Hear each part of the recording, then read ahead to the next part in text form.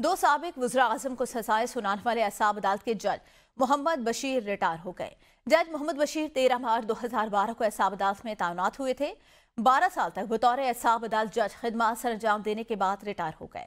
जज मोहम्मद बशीर ने नवाज शरीफ, मरियम नवाज और कैप्टन रिटायर सफ्तर को सजाएं सुनाई। जज मोहम्मद बशीर ने बानी PTI और बुशरा बीबी को तोशाखाना केस में भी सजा सुनाई।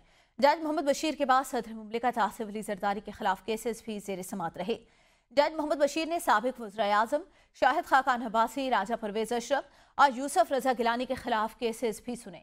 जमान हमारे साथ मौजूद हैं, मजीद उनसे जानते हैं। जमान बताएगा, मोहम्मद बशीर मुस्ताफ़ी हो गए हैं, असाब अदालत के जज हैं, इंतहाई अहम जज रहे, कई साबिका वज़ीर आज़म को सजाएं भी दे चुके हैं वो। जी बिल्कुल, एहतसाब अदालत के जज मोहम्मद बशीर जो है उनकी मुद्दत मुलाजमत पूरी हो गई है और वो रिटायर हो गए हैं।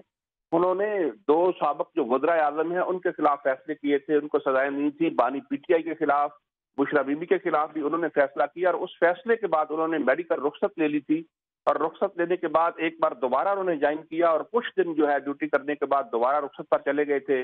उससे पहले मियां मोहम्मद नवाज शरीफ के खिलाफ भी उन्होंने जो है वो फैसला किया था, उनको भी सजा सुनाई थी। जबकि साबिक वज़ीर आज़म शाहिद खाकान अब्बासी और अब के सदर ममलकत जो है आसिफ अली जरदारी और दीगर जो सियासतदान हैं उनके केसेस भी उन्होंने सुने थे। जी सही, शुक्रिया ज़ुबान।